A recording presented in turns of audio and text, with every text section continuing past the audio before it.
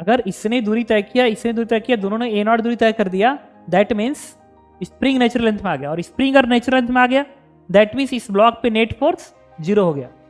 अगर 0 हो गया तो वो इसका मीन पोजीशन कहलाएगा। ये ऐसे धक्का मारा था, ऐसे धक्का मारा था, और इस लाइन से ये एंगल 45 था। जब इसको मैं यहां करूंगा तो इसी लाइन से एंगल 45 है, इस लाइन से एंगल 45, तो ये इलोंगेटेड तो ऐसे खींचेगा। इससे और इससे अगर सिमेट्रिकल होगा तो स्प्रिंग फोर्स इसको ऐसे रहने देगा, और ये भी 3K तो फिर इस तरीके ऑसिलेशन होगा। ये इलोंगेटेड है तो फिर इनको ऐसे आना है, ऐसे। तो x2 जो मैं इधर दिखा रहा हूँ ना ऐसे, तो ऐसे दिखाना चाहिए, इलोंगेटेड जैसा काम करेगा। और ये इसका डायग्राम है, 7 और 8 क्वेश्चन के साथ है ये। तो एक बार आप इसको रीड कर लीजिए, मुझे क्वेश्चन ऑलरेडी पता है। इसमें कह रहा है कि ये एक ना रिंग है जिसका मास 3m है, और यहाँ पे एक पॉइंट मास है, यहाँ पे एक पॉइंट मास है जिसका मास m है, और ये स्प्रिंग है K 3K। और पूरा का पूरा सिस्टम फ्रिक्शनलेस सरफेस पर रखा हुआ है। तो क्वेश्चन नंबर 7 8 इसको मैं रखूंगा आज, अगेन 90% का क्वेश्चन है। क्या रहा, 4 identical masses, massless spring of spring constant K, K, 3K are connected with a ring of mass 3m। 1 second में थोड़ा एक्सचेंज करो। ओके, तो देखिए, तो इसमें कह रहा है कि एक रिंग है जिसका मास 3m है, यहाँ पे एक बीड है जिसका मास m है, spring constant K 3K and 3K। आप पढ़ते हैं, फ्रिक्शनलेस टेबल पे रखा हुआ है। The block is slightly displace along the positive X direction such a way that positive X direction में इस तरीके से डिस्प्लेस किया जाता है। The centre of the ring is at origin, इस पूरे रिंग का जो सेंटर है ओरिजिन पे रहता है। And coordinate of the block, ये जो ब्लॉक है, ये जो ब्लॉक है इसका कोऑर्डिनेट A0, 0 हो जाता है। And the system is release from rest. The motion of the block is simple harmonic motion with the time period of this one. The position vector of the center of the ring relative to the origin as a function of time is given by this one। जो ring का centre है उसका time के साथ position इसको govern कर रहा है,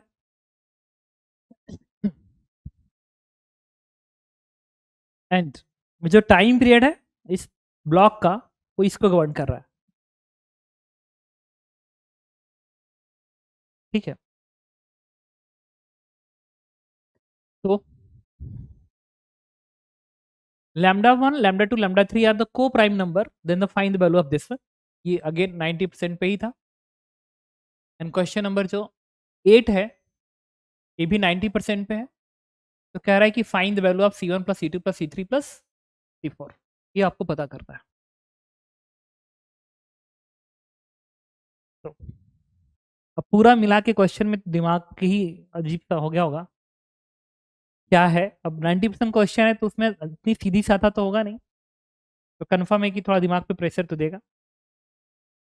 डायग्राम को भी आपको इतना तो समझ में आ रहा है कि हाँ, एक रिंग है, रिंग में 4 स्प्रिंग लगे हुए हैं, उनके सेंटर पे एक ब्लॉक है, उस ब्लॉक को मैंने A0 की दूरी रिप्लेस करके छोड़ दी।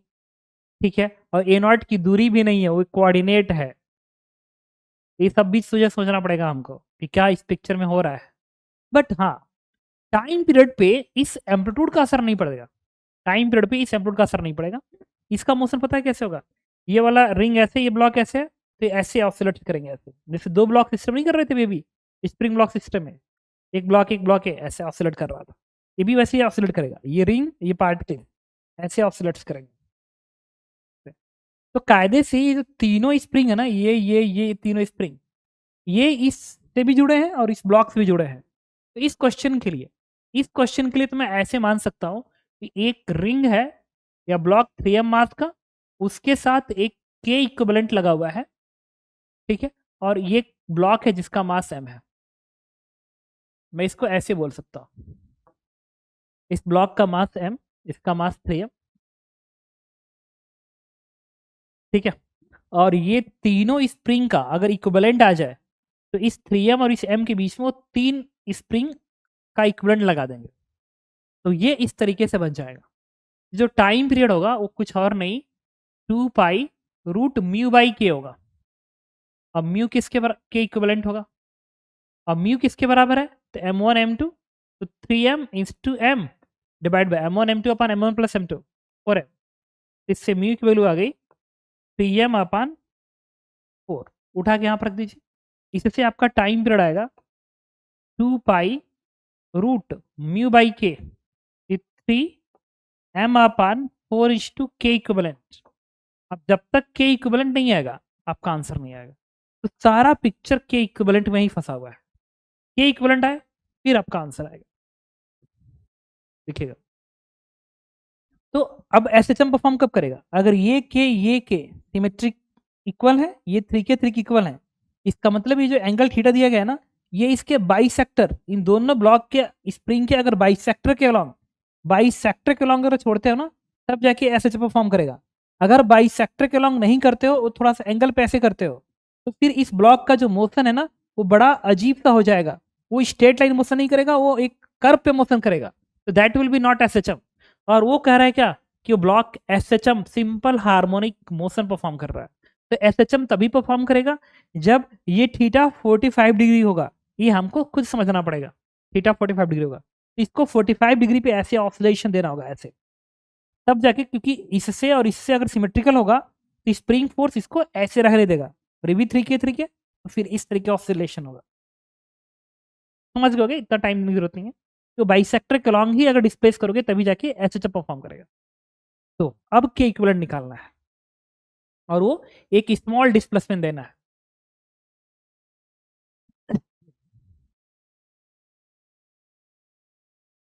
स्लाइटली, बहुत ही स्मॉल डिस्प्लेसमेंट, स्लाइटली।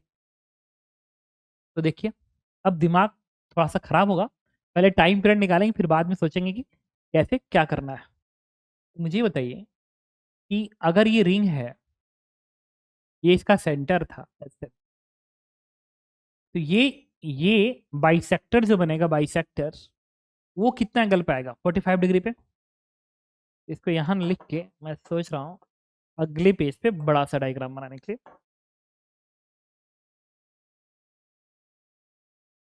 ये मैंने बना दिया बड़ा सा डायग्राम, और ये एक स्ट्रेट लाइन से ऐसे बना दिया, और फिर इसमें मैंने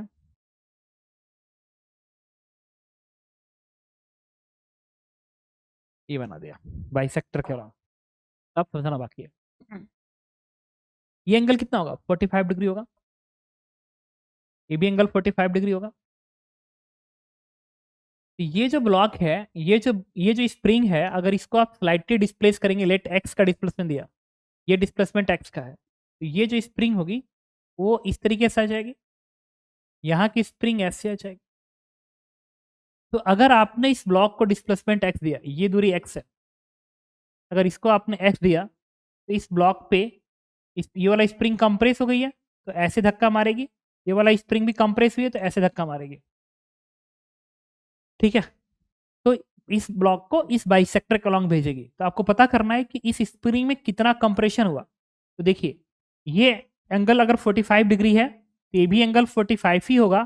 क्यों, वो इसलिए होगा क्योंकि ये एक्स बहुत ही स्मॉल है, तो अगर ये 45 है तो लगभग 45 होगा, और ये दोनों लाइन आपस में पैरेलल होंगी। ऐसा क्वेश्चन आपके टीचर्स ने जरूर कराया होगा एच सी वर्मा में भी ऐसा क्वेश्चन है, एससीबी में भी ऐसा क्वेश्चन है, ठीक है, कि 3 स्प्रिंग ऐसे लगे हैं और बाइसेक्टर लॉन्ग कर दिया, ऑसिलेट कर रहा है, टाइम पीरियड बताओ, ठीक है। तो जब इसको डिस्प्लेस करके यहाँ से छोड़ेंगे तो आपको पता करना है कि इस स्प्रिंग में कितना कंप्रेशन आया, कितना कंप्रेशन। ये दोनों लाइन आपस में पैरेलल कहलाएंगी क्योंकि ये दूरी बहुत ही कम है, ये दूरी बहुत कम है, तो ये दोनों लाइन आपस में पैरेलल होंगी। तो ये लाइन इससे कितना ज्यादा है ये जानने के लिए आपको यहाँ से परपेंडिकुलर ड्रॉ करना होगा, ऐसे परपेंडिकुलर ड्रॉ करेंगे। तो अगर ये x है तो ये लाइन इस लाइन से कितनी ज्यादा है, वो ये दूरी है, ये दूरी है। ये दूरी कितनी होगी, अगर ये x और ये 45 है तो x cos 45, स्प्रिंग का जो इलोंगेशन हुआ x1 it is x cos 45 degree, compression आ गया x/√2। दैट मीन्स इस वाले स्प्रिंग में कंप्रेशन x/√2 का हो गया यहाँ पे आते आते। तो ये वाले ब्लॉक पे ये वाला स्प्रिंग फोर्स ऐसे लगाएगी, ऐसे। तो अगर मैं इस बाइसेक्टर को मैं यहाँ पे बना दूँ ऐसे, तो ये जो स्प्रिंग है ये एंगल 45 डिग्री है। इस वाले ब्लॉक पे फोर्स ऐसे लगाएगी, वो बनेगी k/x, x बनेगा x/√2 kx।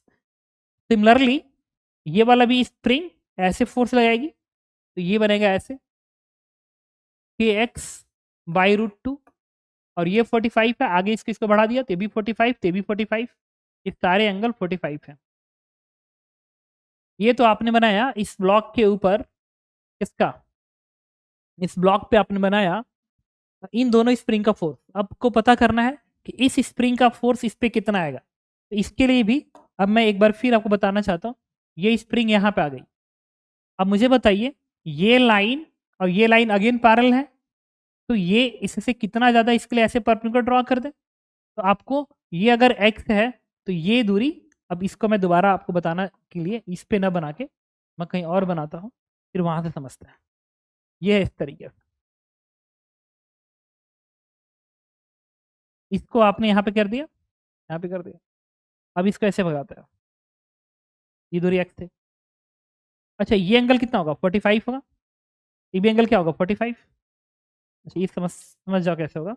एक्चुअल में क्या है कि बाइसेक्टर के अलॉन्ग जब भेजेंगे ना ऐसे, तो ये एंगल 45 है, लेकिन ये डिस्प्लेसमेंट बहुत कम है। अगर ये डिस्प्लेसमेंट बहुत कम है तो ये भी एंगल क्या आएगा, 45, क्योंकि ये लाइन है, ये लाइन लगभग पैरेलल है, ऑलमोस्ट पैरेलल है। तो अगर ये 45 हुआ और ये लाइन इससे कितनी ज़्यादा है, तो यहाँ से मैंने परपेंडिकुलर ड्रॉ कर दिया ऐसे। तो अगर ये x है, अगर ये x है तो ये कितना होगा, x cos 45। तो ये इलोंगेशन अगेन क्या आ गया, x/√2। लेकिन ये स्प्रिंग इलोंगेटेड हो गई ना, अगर ये स्प्रिंग इलोंगेटेड हो गई तो फोर्स ऐसे लगाएगी, ये होगी k/x/√2। और ये जो डायरेक्शन है, ये जो बाइसेक्टर है, बाइसेक्टर, इस बाइसेक्टर से 45 डिग्री के एंगल पे ये डायरेक्शन देखना, ये 45, ये इस बाइसेक्टर से 45 डिग्री के एंगल पे ये डायरेक्शन है kx/√2 का, 45 डिग्री के एंगल पे है।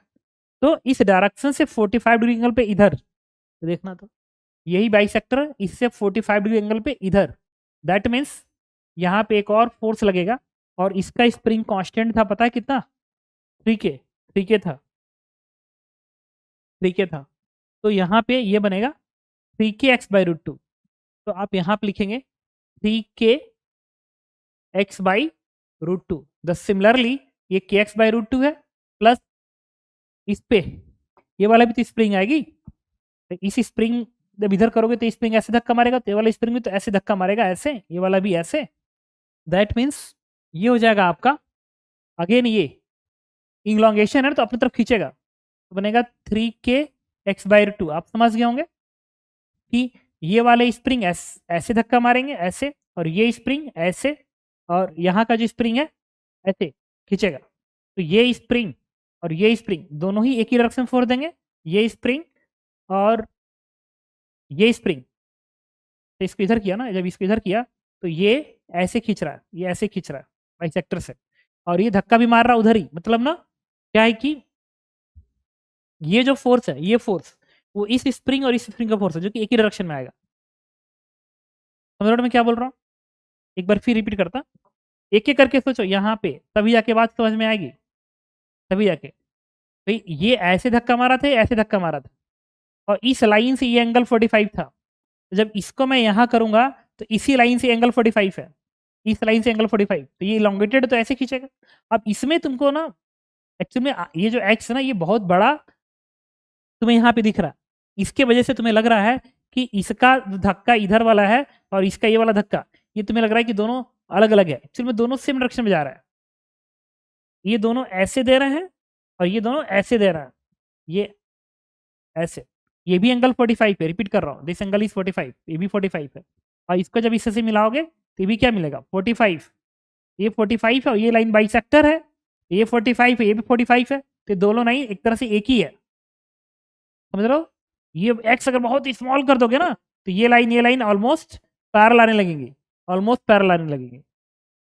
ठीक है, तो इस ब्लॉक पे जो नेट फोर्स काम किया, इसका इधर कंपोनेंट और इसका इधर कंपोनेंट, ये तो नेट एफ जो आएगा आपको x is very very small, x is very very small, तो उस केस में ये लाइन और ये लाइन ऑलमोस्ट पैरेलल नजर आएगी। Are you getting my point ना? क्योंकि ये एंगल 45, ये 45, ये बाइसेक्टर, तो ये बाइसेक्टर, ये 45, ये 45, तो ये लाइन ऑलमोस्ट पैरेलल लगेगी।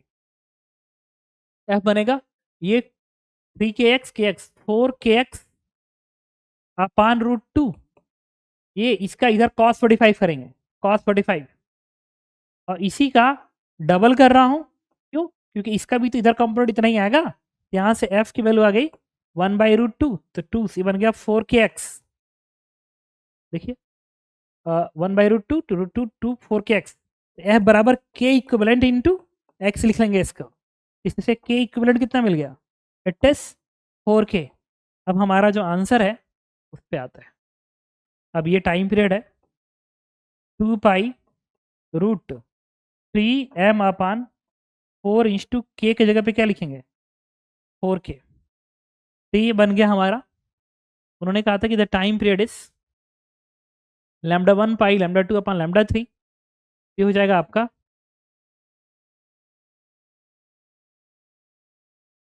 1 सेकेंड, के इक्विवेलेंट कितना आया था? ये 4kx/√2 का cos 45 इंटू 2 कर देगा, सही है, ये एकदम सही है। ओके, तो ये एकदम सही है। तो 4k उठा के जब मैंने प्लेस किया तो ये वैल्यू आ गई। अच्छा, तो अगर मैं इसको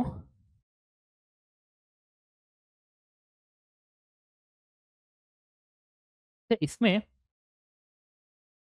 ये जो टर्म आ रहा है 2π3, और उन्होंने क्या लिखा है यहाँ पे? λ1 λ2 λ3। एक्चुअल में ना इसको, इसकी वैल्यू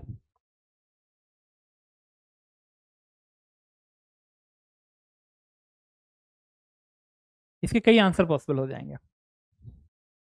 को प्राइम तो ये भी है, 2 3 और 16 को प्राइम नंबर है। तो इसमें एक चेंज कर लेता हूँ क्वेश्चन के अंदर।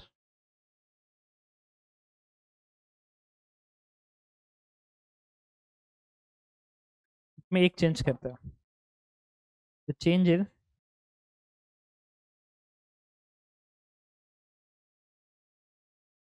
यहाँ से हटा दीजिए,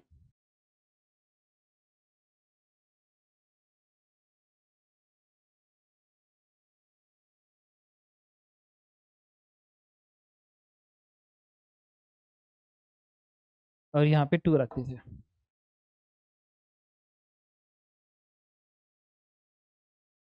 ये 2।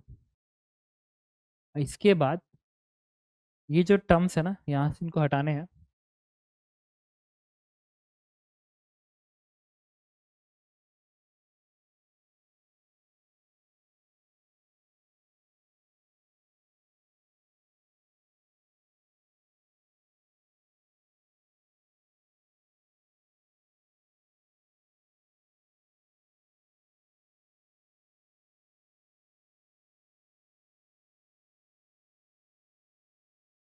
ऐसे रहने दीजिए,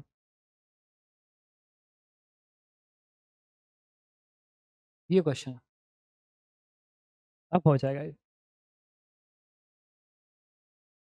ये होगा 2π√3m3/16 ये बनेगा। तो अब कंपेयर करते हैं, ये 2π λ2/λ3, λ2 3 60, ऑफ कोर्स को प्राइम नंबर है 3 और 16, ठीक है। और इसको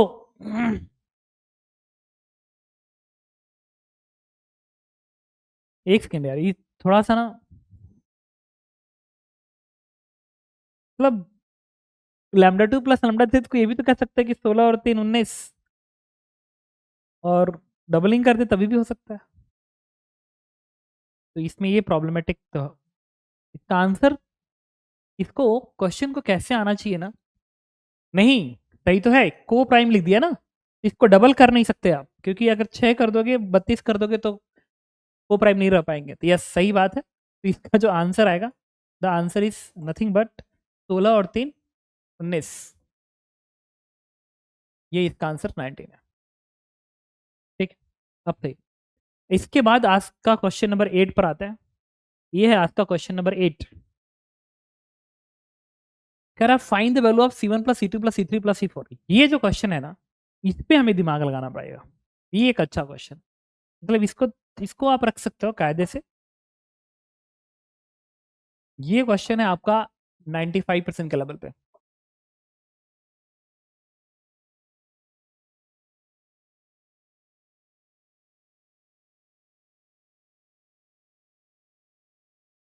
ये समझना पड़ेगा मुझे।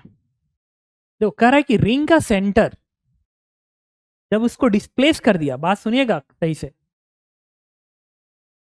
कह रहा है the block is slightly displace along the positive X direction such a way that the centre of ring is at origin.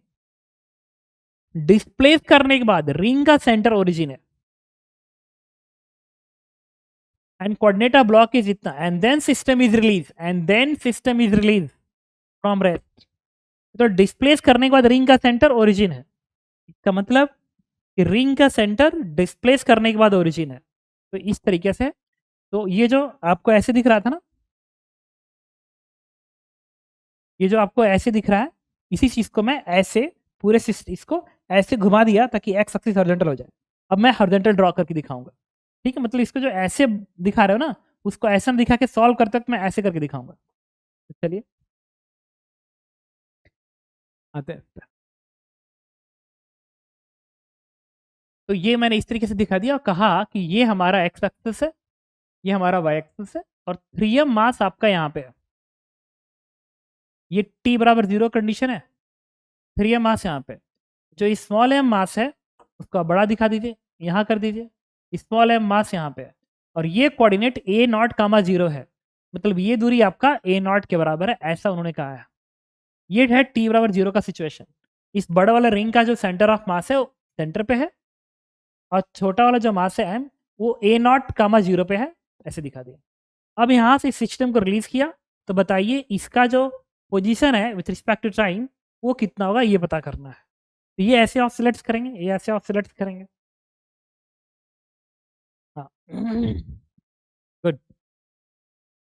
तो अगर ऐसे ऑसिलेट्स करेंगे तो सबसे पहले मुझे ये देखना पड़ेगा कि मीन पोजीशन कहाँ पे है, क्योंकि ये मीन पोजीशन तो है नहीं, ये मीन पोजीशन तो है नहीं, और इस पूरे सिस्टम में इसका सेंटर ऑफ मास रेस्ट पे रहेगा।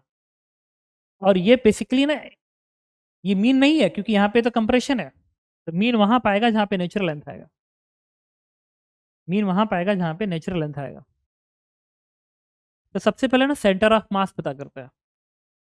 Centre of mass constant, centre of mass rest पे है, तो सेंटर ऑफ मास के फ्रेम में ना ये सेंटर ऑफ मास इसका रेस्ट पे है नहीं? तो मुझे ये बताओ, ये मीन नहीं है क्योंकि ए नॉट से अगर रिलीज कर रहे हो तो ये एक्सट्रीम पोजीशन है, बेसिकली 3m का ये एक्सट्रीम पोजीशन है, क्योंकि रेस्ट पे अंडरलाइन है, रेस्ट पे जब होता है तो उसको बोलते हैं एक्सट्रीम पोजीशन। ये एक्सट्रीम पोजीशन पे पड़ा हुआ है, एक्सट्रीम पे पड़ा हो रहा है। एसएचएम का इक्वेशन होता है x minus x mean into a sine omega t plus phi naught. हम लोग ओमेगा निकाल चुके हैं टाइम पीरियड के साथ से, अभी एम्पलीट्यूड निकालना बाकी है, एक्स मीन निकालना बाकी है। मीन कहाँ होगा? मीन वहां होगा जहां नेट फोर्स 0 होगा, नेट फोर्स 0 होगा। तो जब इसको आप रिलीज करोगे ना, इसको रिलीज करोगे तो ये इधर भागेगा, सुनते रहना, ये इधर भागेगा लेट x1 दूरी, और ये इधर भागेगा लेट x2 दूरी, इधर भागेगा। दोनों तब तक भागेंगे, नेचुरल लेंथ तक की बात कर रहा हूँ, नेचुरल लेंथ में आने तक। तो नेचुरल लेंथ में आने के लिए x1 इधर गया, x2 इधर गया, आप लिखेंगे x1 प्लस x2 बराबर a नॉट। अब आ जाएंगे मीन पोजीशन पे। अगर इसने दूरी तय किया, इसने दूरी तय किया, दोनों ने ए नॉट दूरी तय कर दिया, that means spring natural length में आ गया, और स्प्रिंग अगर नेचुरल लेंथ में आ गया दैट मीन्स इस ब्लॉक पे नेट फोर्स 0 हो गया। अगर 0 हो गया तो वो इसका मीन पोजीशन कहलाएगा। तो मतलब इस ब्लॉक का मीन पोजीशन x2 दूरी इधर है। अब देखना, चूंकि सिस्टम का इनिशियल मोमेंटम 0 है, सिस्टम का इनिशियल मोमेंटम 0 है, तो सेंटर ऑफ मास नहीं भाग रहा है तो मास मोमेंट कंजर्वेशन लगाएंगे। हम कहेंगे कि चूंकि मोमेंटम जीरो है, P of system is zero, P of system is zero, तो आपको एच वर्मा में भी कराया गया होगा और टीचर ने कराया होगा। मास मोमेंट कंजर्वेशन लगाएंगे, तो इसका m इंटू एक्स वन और इसका इधर मोमेंट है तो minus three m into x two, that will be zero.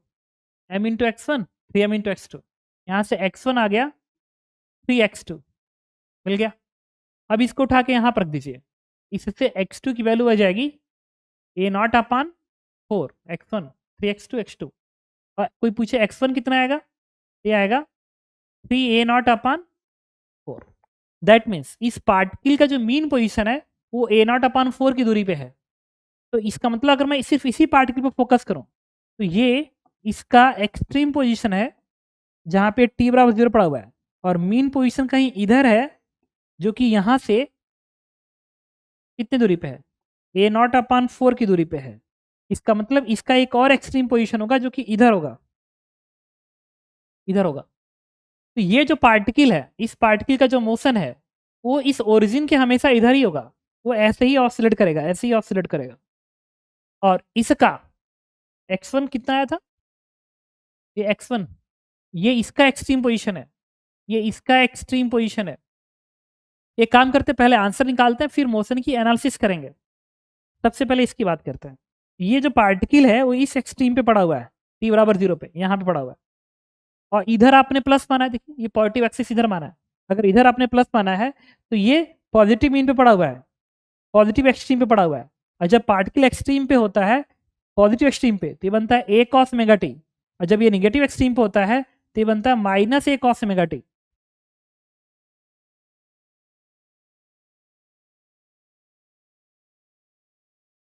अच्छा एक सेकेंड, ये स्प्रिंग इलोंगेटेड है, 1 सेकेंड। देखिए इसमें ना स्प्रिंग इलोंगेटेड है बेसिकली।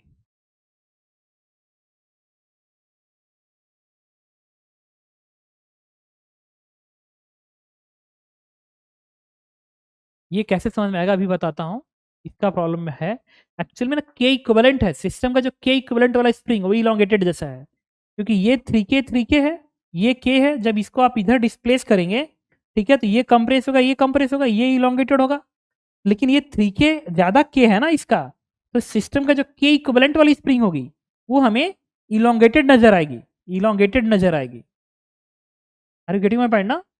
ये 3K, ये 3K, ये K, जब इसको इधर डिस्प्लेस करेंगे तो ये compress but elongated, but elongation जो के इक्विवेलेंट होगा वो इलोंगेटेड जैसा काम करेगा, इलोंगेटेड जैसा काम करेगा। इसका मतलब ये है कि ये जो आपने लिखा है यहाँ पे ना, यहाँ पे इसमें ये इलोंगेटेड है, तो फिर इनको ऐसे आना है, ऐसे। तो x2 जो मैं इधर दिखा रहा हूँ ना ऐसे, वो ऐसे दिखाना चाहिए, इलोंगेटेड जैसा काम करेगा। देखे एक अच्छे क्वेश्चन में कितना सोचना पड़ता है। और x1 प्लस x2 फिर a नॉट हो जाए, ये फिर ये m x1, ये इधर थे माइनस, ये प्लस, तो ये फिर यही बनेगा, ये सब यही बनेगा। हाँ अब चेंजेस आए, अब चेंज आ गया। तो इसमें क्या होगा, इसका, इसकी बात कर रहा है। तो ये एक्सट्रीम पोजीशन है 3m का, ये एक्सट्रीम पोजीशन है 3m का, और मीन x2 दूरी पे होगा, और x2 इसके इधर है a नॉट बाई 4 पे, तो इधर होगा मीन पोजीशन, जो कि यहां से कितनी दूरी पे होगा, a नॉट बाई 4 की दूरी पे होगा। तो ये पार्टिकल t बराबर 0 पे यहाँ पड़ा हुआ है, ये है मीन, और इसका एक अगला एक्सट्रीम आएगा जो कि होगा इधर, और ये भी दूरी होगी ए नॉट अपान। तो जब ये पार्टिकल यहाँ से रिलीज करेंगे तो इसका मोशन ऐसे होगा, ये मीन है, ये एक्सट्रीम है।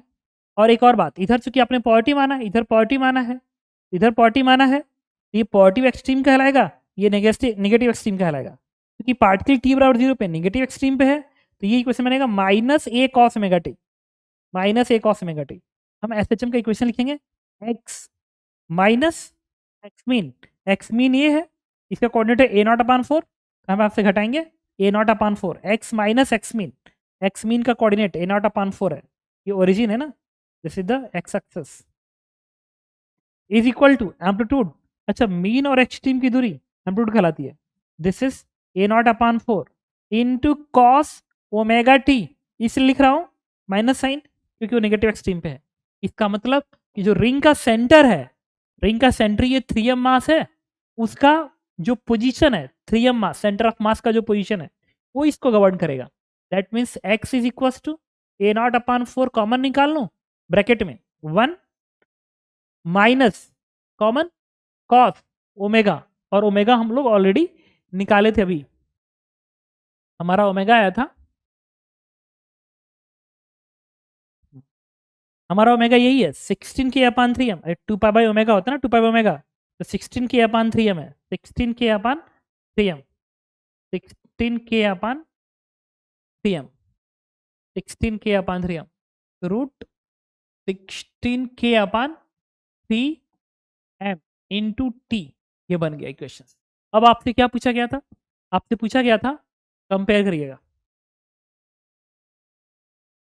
ये C1 A0/C1, A0/C1, C1 4 है, C2 C3 C4, C1 C2 C3 4, C1 C2 C3 C4, C1 C2 C1, C1 A है तो C1 is 4, C2 A है, C1 C2, C3 16 है एंड C4 3 है, इन सबका सम C1 plus C2 plus C3 plus C4, इनका सम कितना आएगा? 4 1 5 3 8 और ये 16 इस 24।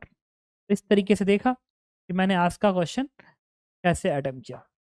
ओके।